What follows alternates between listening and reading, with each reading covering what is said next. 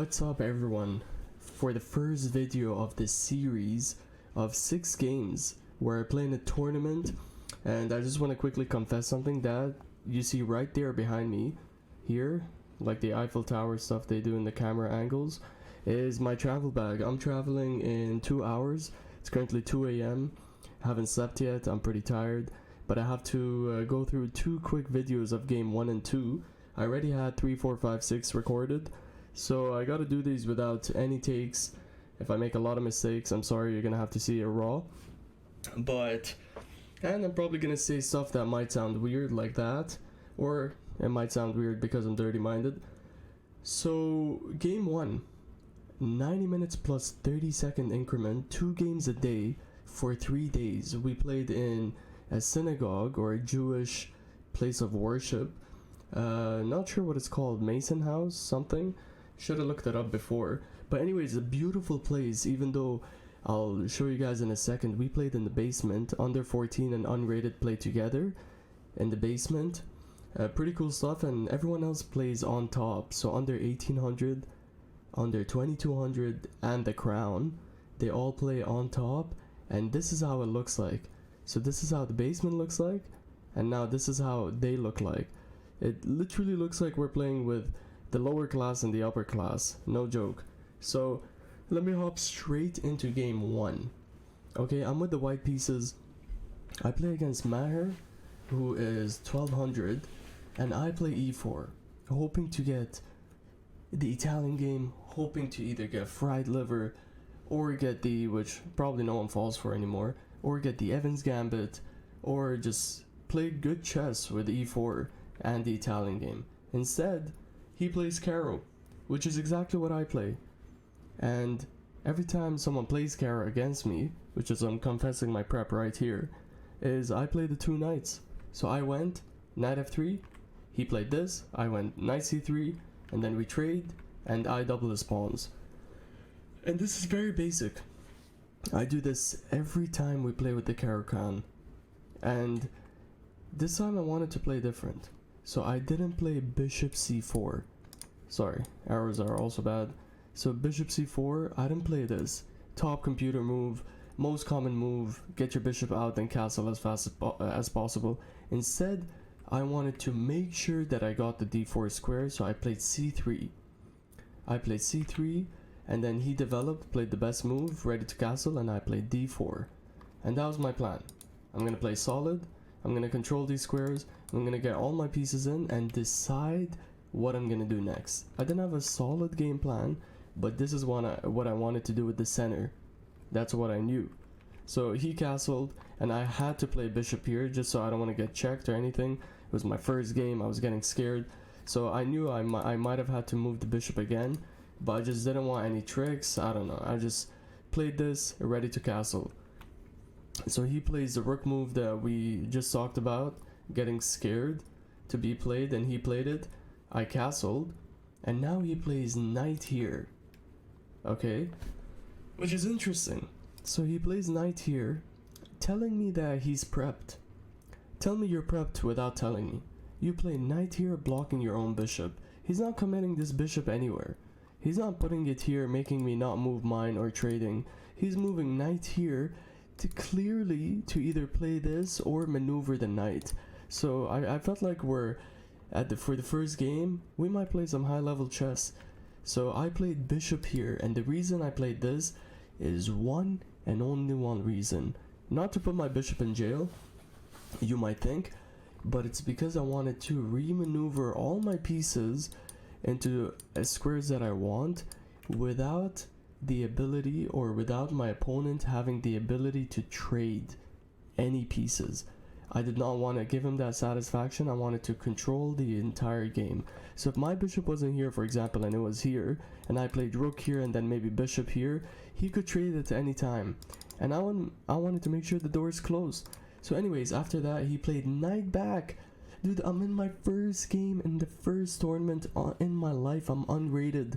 It's even on the score sheet. We discussed it before the game. And this guy plays a backwards knight move on move number 10. But, okay. Then I play rook here. I meet him. I meet the rook with my rook. let them say hello from afar, and then he plays here, starting to put pressure on this pawn. So here, I'm aware some of you might cringe at this weakness, but I played g3. I played g3 and I decided, it's a bit committal because of the light squares. I decided to play g3 because if I ever move the knight, I never have to worry about this pawn. I never wanted to worry about this pawn, and I knew if he ever pushed this, because people usually do in this type of caro, I wanted my knight to be here. So we played, he pushed it actually right after I said why this move might be justified, and then I played queen here to defend against another push, but then he played knight here, and this knight is ready for this pawn to push, but I wasn't scared. Again, this is classical, and before he even played this knight here, I knew he would play this, because he already committed this move, and this is not going to be enough to protect against the knight coming in. So, and my idea with this knight coming here, I'm like, this is weak, this is unprotected, so you know what, I might just have time to go bishop here, knight here. And if that didn't work, then I'll trade and go king here and have the rook and two bishops eyeing the king. So maybe go for a king attack. So I had two plans. So I was basically letting him decide how he wanted to go, how he wanted to lose. So I go bishop here, ready for the plan. He goes here, blocking the queen from defending this pawn. So I go knight here immediately. I go knight here, he goes rook to defend, and now I play f4. And the reason I play f4 is because this is now a target. And the only way I get this is if I remaneuver the knight, make him trade, and then have this pawn pyramid or this pawn chain here, and then move all my pieces to target the knight. And if he ever plays g6, I have my dark squared bishop, so it will go in, and it'll just be a menace, and the king can never leave. So here he plays rook, I play knight back, he plays a5, which some of you might think is a waste of time, but computer thinks it's completely fine because this is coming and the queenside attack is coming, and I have nothing yet. I might look like we have something, but I have nothing. So I hop in here and he takes with the bishop, and that was the first mistake. And the reason it's a mistake is because after I take back, which I did, remember the plan we talked about, the g3 plan? After I attack this pawn, and the only way to really defend it is by playing g3. After my dark squared bishop goes in, how's he ever getting out? How's he ever getting taken out? No one can take that bishop except another dark squared bishop, or a knight in that case, but we'll see how he does it. So he plays bishop here to trade, and of course I don't trade, because this pawn is a weakness. One more move and I'm close to getting it. So he knows I'm close to getting it. He plays knight back. He's solid. He's 1200. Guys, this is a 1200 playing, and I'm not one to talk, I'm unrated. So, but a lot of people have this idea that 1200s play like garbage. Like their opening is e4, h4, bon cloud, Botez in the third move. I don't know what, none of that happened. This is classical chess, everyone's trying to play solid. Every game I played had at least 85 accuracy between me and my opponent. And I played here to try to kick the rook out, the rook moved, and now I came to attack the pawn. And here, he played g3, and my plan is all coming to place. I played bishop here, locking up everything, and he played h6. And now his king is starting to get weak, and that's why you can see the evaluation go up to 3 for white. But I have to find the moves. I have to find the good moves. So I find this, the better move is to go f4, to attack this pawn. So what does he do? He pushes, and then I go here to attack this, and now he goes knight here. And guys, I want you to find the one move. It's plus 13, 1 3, but I want you to find the one move that justifies why it's that high. Not because the computer says so. Why is it that high? Queen h5 is the idea, and even if he takes, you take with the pawn, and the mate is coming, and it's almost impossible to stop. Almost impossible, because the dark squares are just so weak. They're just so weak, and he can't do anything about it. So here I took the pawn, and instead of going for the mate idea, I'm now a pawn up, which is +1, and that's what the evaluation says. And you know what's funny is I could have done it again. I could have left this white square bishop. I could have like completely sacked my own bishop and went for the same idea, and it would have been fine.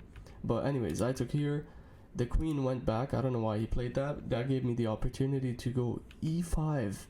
e5 to activate my pieces and just get this pawn out of the way so the checks come in and the rook can't because everything's defended. So here he plays rook to attack my queen, and that's obviously a devastating mistake, because here I give a check and now it's made an 11. Even though my queen is attacked twice, this is how chess sometimes just has to be precise. You have to like almost be attacked, but just in time you're delivering a fatal flow, or blow in that case.